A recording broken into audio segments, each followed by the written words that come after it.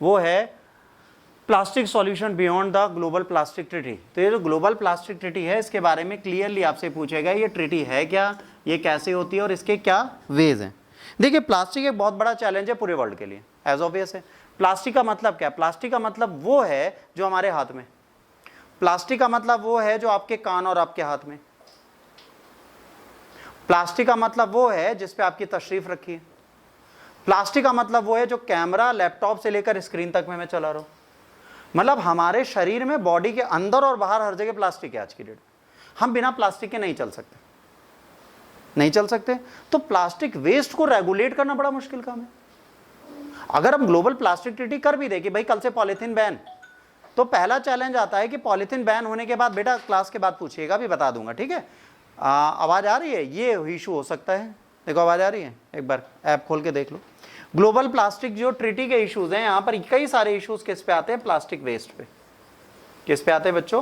Plastic waste से related आते हैं। और प्लास्टिक वेस्ट एक ऐसी चीज है जिसके बारे में बोला जाता है कि आपके पर बाबा का भी टूथब्रश जो होगा ना, वो आज धरती पर ही कहीं घूम रहा होगा, अभी गया नहीं यहां से, इसी धरती पर घूम रहा है। इसका रीजन क्या है? इसका रीजन ये है बच्चे कि हमारा जो इकोलॉजिकल सिस्टम है, जो हमारा इकोसिस्टम है, उसके साथ एक अलग चीज चलती है। अगर आप इकोसिस्टम की बात करेंगे तो उसके साथ बिल्कुल अलग चीज चलती है। और वो इकोसिस्टम में क्या चलती है बच्चों?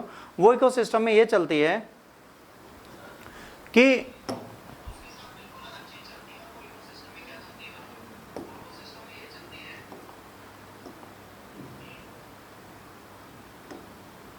देखिए यहां पर क्या है, ये हमारी धरती है, ठीक, हमने ग्रीन बनाई है क्योंकि हरियाली चाहिए आज हमें, ठीक, गर्मी बहुत है इसलिए, तो हीट इक्वल्स टू ग्रीन। तो अर्थ में क्या इशू है? अर्थ अपने आप को खुद रिफॉर्म करती है, अर्थ के पास सेल्फ हीलिंग पावर है। अगर एनवायरनमेंट को आप उसके हाल पे छोड़ दो तो ये सीमेंट कंक्रीट सब खत्म करके फिर से हरियाली ले आएगी। आपने देखा होगा घरों की दीवारों पर भी कभी कभार पीपल, बरगद, नीम उग जाते हैं। तो प्रकृति अपना सपोर्ट कर रही है कि ये दीवार पोल्यूशन फैला रही है और यहाँ पे हरियाली लगा दे, फिर हम उसे उखाड़ देते हैं। हाँ, ये दीवार पे कैसे उगाया? होता है। अगर कोई उखाड़ने वाला ना तो थोड़े दिन पीपल का पेड़ बन जाएगा अगर उसको नरिशमेंट मिलता रहे। ऐसे अभी एक वीडियो बहुत अच्छा था, कभी आपने नहीं देखा होगा। एक व्यक्ति ने 1960 में एक ग्लास की बोतल ली, इसके अंदर मिट्टी डाली, इसमें एक पौधा लगा दिया,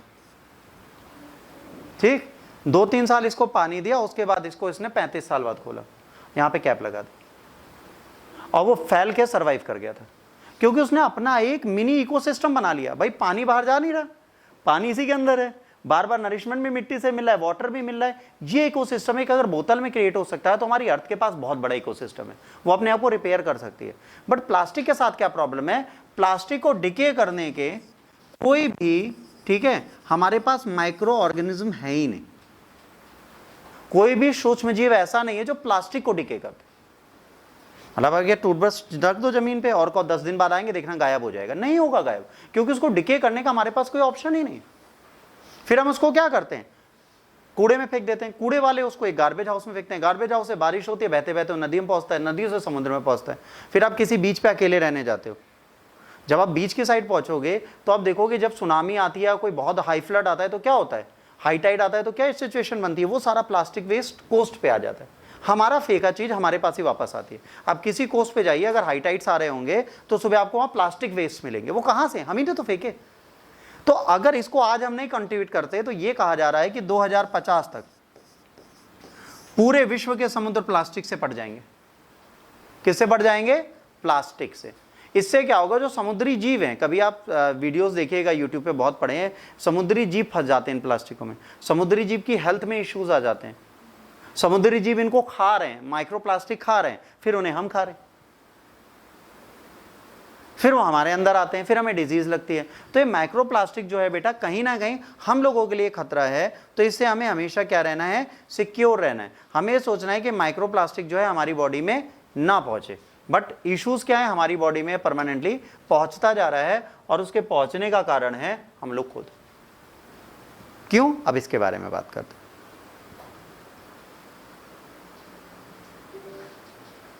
थोड़ा लंबा लेक्चर होगा पर परेशान मत होना। यहां पर है primary hurdles of the economy क्या है? Oil producing and refining countries. कौन कौन? जो ऑयल प्रोड्यूस रिफाइन करती है। रिफाइनरी क्यों? जो ऑयल का रिफाइन होता है उसके बाद जो बचता है उससे पेट्रोलियम जेली बनती है, उससे पॉलीथीन भी बनती है। तो एक सब नरिश्ड इंडस्ट्री है जो फ्यूल के चक्कर में चले। अगर पेट्रोल, जैसे यूएस, सऊदी अरेबिया ने इंडिया से कहा कि आप रिफाइनरी बंद कर दीजिए, हमसे रिफाइंड ऑयल सस्ता ले लीजिए, मतलब आप हमसे 32 रुपये बैरल ले रहे हैं तेल लीटर, हमने मान लिया, और आप उसे रिफाइन करके अपने यहाँ 100 रुपये में बेच रहे हैं, आप हमसे 62 में ले लीजिए सारे टैक्स मिला के। पर इससे प्रॉब्लम क्या होगी, ना हम ग्रीस बना पाएंगे, ना हम वैसलीन बना पाएंगे जिसे पेट्रोलियम जेली बोलते हैं, ना हम पॉलीथीन बना पाएंगे, ना 5 माइक्रोन से नीचे ना ऊपर। तो पॉलीथीन से बहुत सारी इंडस्ट्रीज रन करती। तो यहां पर ये जो कंट्रीज है ना, Saudi Arabia, US, Russia, India, Iran, ये सब बड़ा मुश्किल मानते हैं डेडलाइंस को फॉलो करना। हम डेडलाइन नहीं फॉलो कर सकते, हमारा मौका ही नहीं, हम डेडलाइन कैसे फॉलो कर लें, हमारे पास बहुत काम है, हम तुम्हारी बात नहीं सुन सकते, हमारे पास टाइम नहीं है। तो यहां से elimination of the plastic production मतलब है coalition of the African countries supported by the several European nation in the favour of year around 240 to ensure that the timeline for the reduction is in effect. इन्होंने कहा है कि 2040 तक हम plastic को पूरी तरीके से अपनी कंट्री में बैन करते हैं। इंडिया नहीं कर सकता, क्यों नहीं कर सकता, इसकी बात करेंगे। Global distribution of the plastic pollution is unequal with Brazil, China, India and US responsible for 60% of the plastic waste. 4 country 60% से ऊपर प्लास्टिक वेस्ट देती हैं। कौन कौन सी? Brazil, China, India and US से ये अकेले ही काफी हैं दुनिया खराब करने के लिए, बाकी कंट्रीज तो फालतू हैं, ये अकेले काफी हैं हमें बर्बाद करने के लिए, जिसमें हम भी शामिल हैं। समझिए अब यहां पर क्या है, ठीक है, प्लास्टिक वेस्ट की रिपोर्ट बनाई थी किसने, ये अर्थ एक्शन की एक नॉन प्रॉफिटेबल एनजीओ, इसने कहा ये 4 कंट्रीज ही काफी हैं देश को बर्बाद करने के लिए और दुनिया को बर्बाद करने के लिए। प्लास्टिक वेस्ट आता है डेली लाइफ में, हमें मिलता है, कई जगह मिलता है, जैसे पैकेजिंग, ट्रांसपोर्ट एंड टेलीकम्युनिकेशन, हर जगह में पॉलीथीन अवेलेबल मिलती है। जो आपका वो आता है तार लगाने वाला, वो भी डिब्बे में लेके आता है नेट वाला और प्लास्टिक फेंक जाता है तो प्लास्टिक वेस्ट भाई। जो आप सामान लेने जाते हैं, भैया पॉलीथीन नहीं दोगे क्या, मार्केट में ये करते हो ना, खाली आ जाते हो, भैया 4 किलो चीनी, ये झोना मोना सब लेते हो, कहते भैया बड़ी पन्नी दो।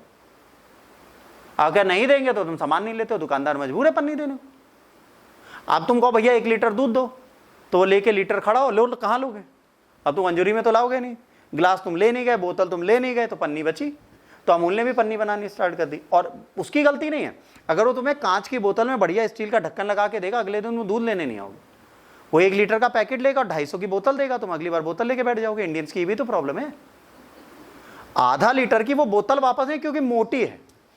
गाय का दूध आपने देखा होगा, जो दूधिया बांटते हो कांच की बोतलों में बांटते हैं स्टैंडर्ड में आजकल, है ना इंडिया में।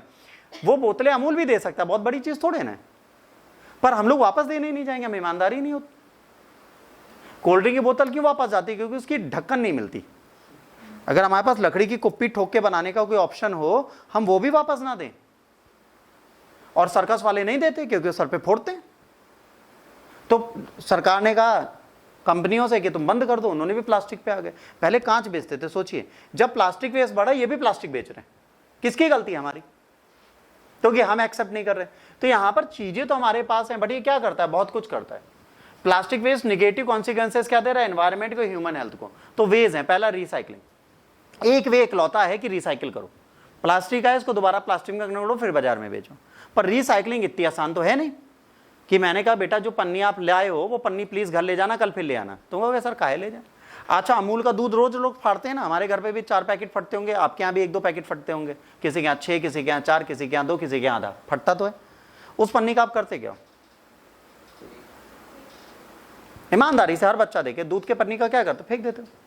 ऐसा तो नहीं है उसको बीच से कैंची से फाड़ते हो, फिर उसको धोते हो, फिर उसको पोंछते हो, फिर उसको कहीं कलाकृति में लगाते हो, नहीं करते ना।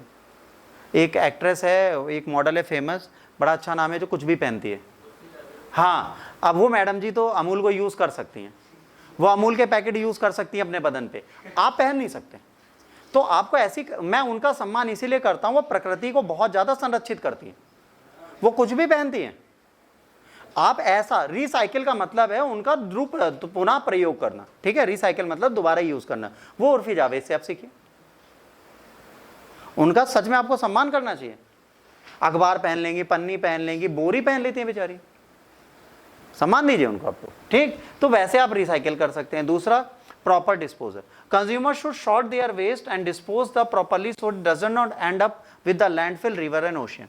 आप पहले से कचरा डिवाइड कर लो, लाल में ये, हरे में ये, पीले में ये, गुलाबी में ये और काले में ये। अब मैं आपसे पूछूं बेटा हरे में कौन सा कचरा डाला जाता है, काले में कौन सा डाला जाता है, लाल में कौन सा डाला जाता है, पीले में कौन सा डाला जाता है? आप कहोगे सर हम क्या जाने। सच में हम भी क्या जाने, हमको ये पता है कि कचरा घर है और इसमें कचरा डालते हैं। जैसे भारत में एक आया था, अभी आपको आएगा सिस्टम, जिसमें प्लास्टिक बोतल डिस्पोज की जाती है, उससे पैसा मिलता था। यहीं लगा था लक्ष्मी रेस्टोरेंट के जस्ट बगल में, रोड पे किनारे। आप आज देख लीजिए वो कूड़ा घर बन चुका है, कभी चालू नहीं हुआ। कितने का आता है पता है? 75 लाख का एक। 75 लाख रुपीज रोड पे पड़े और आज तक एक बोतल अंदर नहीं गई उसके। लगे कितने साल हो गए? 10 साल। लैक ऑफ अवेयरनेस नहीं, ignorance of bureaucracy and government. उन्होंने किसको अवेक किया? आप प्लास्टिक वेस्ट को इस तरह दूर नहीं कर सकते। आज भी रेस्टोरेंट में बेटा कागज के स्ट्रॉ कंपनी बेच रही है, मार्केट में आज भी प्लास्टिक के पाइप मिल रहे हैं। कहां प्लास्टिक बैन हो गए? ठीक है, इनकी मर्जी है। ठीक है, अब यहां पर लैंडफिल में जाएगा तो इसको अलग से फेंके। Reduce waste, individual can reduce waste by using reusable container, packaging, shopping plastic, है ना, consciously and avoiding products with the micro beads. अब भाई हमें कोशिश करनी है हम प्लास्टिक का प्रयोग कम करें। बाजार जाएं, अपने घर पे अपनी फटी जीन्स का झोला ले जाएं, कभी कभार नई जीन्स का भी बन जाता है। ठीक है, 8,000 का झोला देखना, मेरे घर आना, प्योर नई लिवाइस की जीन्स फाड़ के, यहां पर उस झोले में जेम भी है लिटरली, और लिखा है लिवाइस सिंस, और उसकी एमआरपी आज भी मार्केट जाके देखना 8,500 रुपए है। 4 जींसों के झोले बने थे, इतना रिसाइकिल करना था उन्हें। सोचिए, जीवन में ये चीजें मिलेंगी आपको। रिसाइकिल करने का मतलब कृपया किसी के नए कपड़े ना फाड़ें, हम भुक्तभोगी हैं उस चीज के। ठीक है, 40,000 में 4 झोले नहीं बनते, 40,000 में 40,000 झोले बनते हैं, अगर ईमानदारी दिखाओ तो। ठीक, 400 तो बन ही जाएंगे, वरना अभी फिर कोई कमेंट करेगा सर 40,000 बनेंगे, तो भरोसा नहीं है भैया लोगों का। ठीक है, एनर्जी एफिशिएंट प्रोडक्शन प्रोसेस होना चाहिए।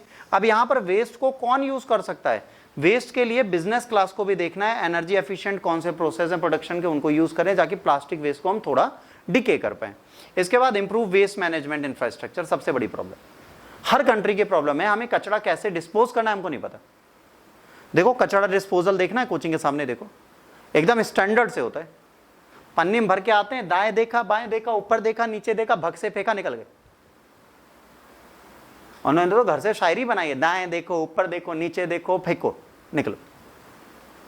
ये कचरा फेंकने का तरीका गलत है, ये आपको डिस्पोज करता है। अब रिस्पॉन्सिबल कौन है इसके लिए? बहुत इंपॉर्टेंट है, ध्यान रखना। ह्यूमन इन्वेंटेड प्लास्टिक, किसने इन्वेंट किया? We, but human will have also solve the problem caused by it.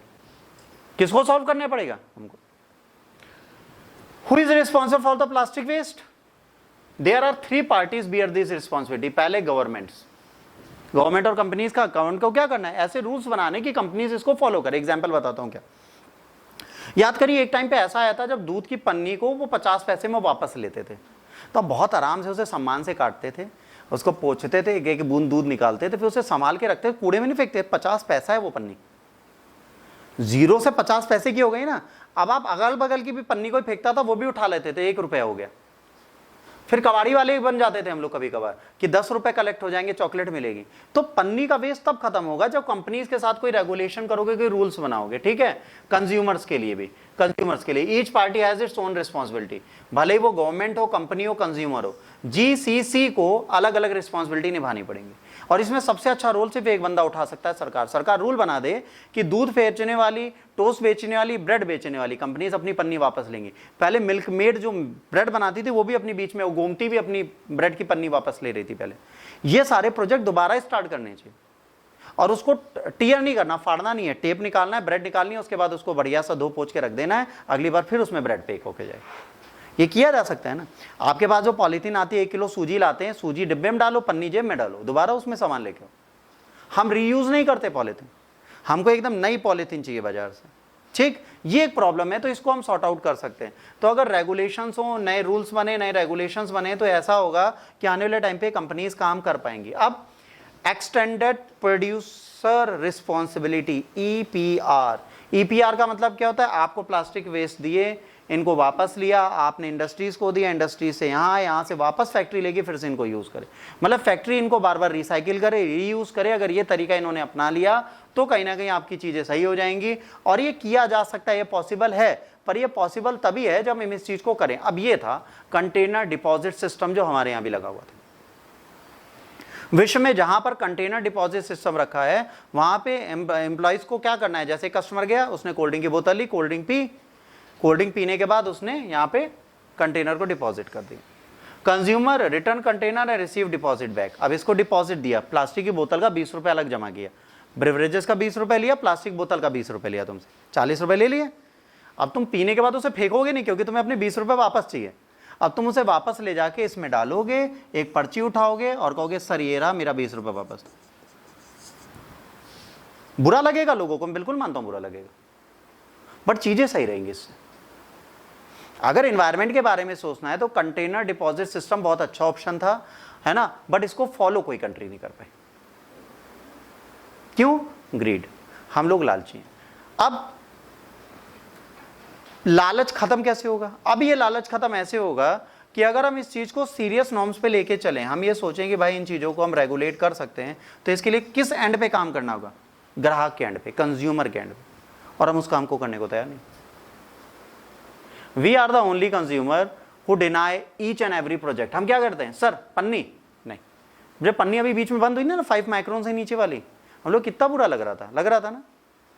बाजार में जाते थे, भैया पन्नी दे दो, वो ठंडा फ्रीजर से निकाल के बर्फ जैसा दूध दे देता था, आई अम्मा करते वो घर तक आते थे। पर आप झोला लेके नहीं जाते क्योंकि झोला against your Prestige and pride. लोग ऐसे यूं मोड़ के यहां ले आएंगे, तोंद दिख रही है कोई मतलब नहीं है, बट झोला नहीं लेके जाएंगे लोग क्योंकि वो सब स्टैंडर्ड है। तो यहां सरकार को क्या करना चाहिए? सरकार को fancy, funky, standard, mail oriented, female oriented, student oriented, child oriented, housewife oriented, mother oriented, in law oriented, सारे तरीके के बैग बनवा देने चाहिए और सबको बांट देने चाहिए, तब तो लोग लेने जाएंगे ना। अब तुम सब्जी लेने जाओ तो एक ऐसा बैग हो जो देखने में बड़ा सुंदर हो, तो स्टेटस सिंबल हो गया वो, वरना पन्नी हमारा स्टेटस सिंबल है, भले उसको हम बाद में फेंकें और वो उड़ के हमारे घर ही आए। बट ये प्लास्टिक वेस्ट जब तक हम सिक्योर नहीं करेंगे तब तक हमें रहेगी